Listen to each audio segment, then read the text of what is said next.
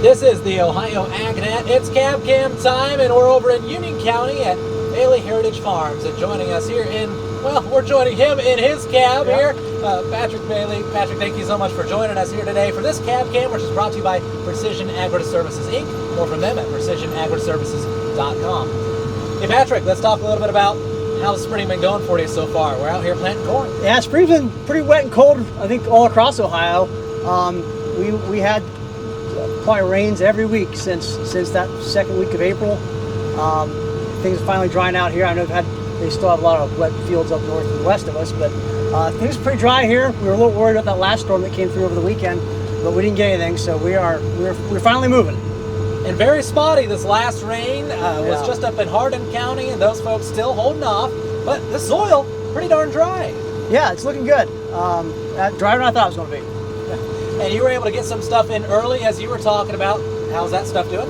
Yeah, so we got on April 13th, that week we had 80-degree temps here. Got one little field in. We were kind of hesitant to do so because the cold weather, wet weather was coming, but it's up and looks good. So surprisingly, we had the soil temperatures were warm enough, long enough for it to germinate. And as we're talking about, how the year's been going, you are not just a one-man team. You do have a family farm you're on here with. Tell us about the operation. So here on the home farm, myself and my dad farm this, and the neighboring farm here. Got the kids help out too. They've got a pumpkin patch and some sweet corn they grow. And then my brother has got a couple of farms also, a couple miles south of here. So all in total, we got probably 5 different farms we're farming together. And a lot of history on this acreage. Yeah, so this acreage here was purchased by my great-great-grandfather in 1864. And then another great-great-grandparent owned the farm next to us and purchased in 1871. So both farms are family farms from great-great-grandparents, both registered as Ohio sesquicentennial farms through the Ohio Department of Agriculture. And as a result, you live in an area that, we're seeing quite a bit of development around here. And if we look across the road here, we see a sizable warehouse. There's other things, and you guys have been having to deal with that in a unique way. Could you give us a little bit of a glimpse into that journey so far? So as the master plan for land use in southern Union County has developed, they've kind of designated this corridor where we live as to be industrial and manufacturing area, and our farm is actually zoned heavy manufacturing. But this farm here was put into a Farmland Preservation easement through the Ohio Department of Agriculture 20 years ago by my great uncle. So we've got 230 acres here that is preserved farmland in perpetuity, surrounded by land that'll be developed who knows when, but soon. At the end of the day, we can talk all we want about soil conservation, but it doesn't matter if those soils are covered up by houses or asphalt. So farmland preservation really is the only true conservation.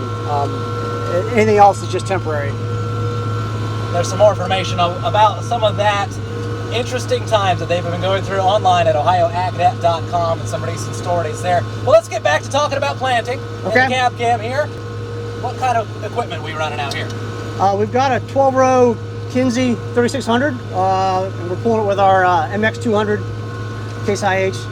We like this setup. Runs really well, easy to get in and out of small fields, and it does a nice even job of planting. Now I hear there's a 2-row planter not too far away from here that you guys have been putting to use. Yeah, so we've been putting out sweet corn the last couple of years, and had a 2-row Alice Chalmers conventional till, and decided to upgrade this year to a NoTill 2-row planter. Still working out some kinks with it, but we got a couple of fields out with it already, and actually looked pretty good. That field I was talking about earlier, I was playing with that new no-till planter. As the season continues on here and you're looking to the forecast, feel pretty good this year. How would you shape up this year when you compare to others? Well, like my grandpa used to say, they all average out at the end, right? So, yeah, I guess you have to look at it longer term than just individual years. But hopefully the crop prices stay up and we get the rains we need when we need them. So, so far, so good.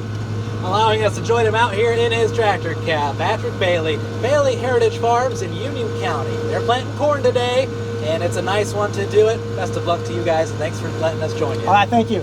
Joel Penhorwood here for the Ohio AgNet. This CabCam series brought to you by Precision Agri-Services, Inc. or at precisionagriservices.com. This spring's CabCam series is made possible by Precision Agri-Services, Inc.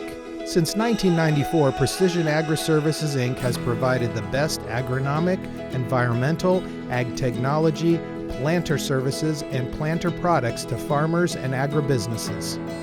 For more info, visit precisionagriservices.com.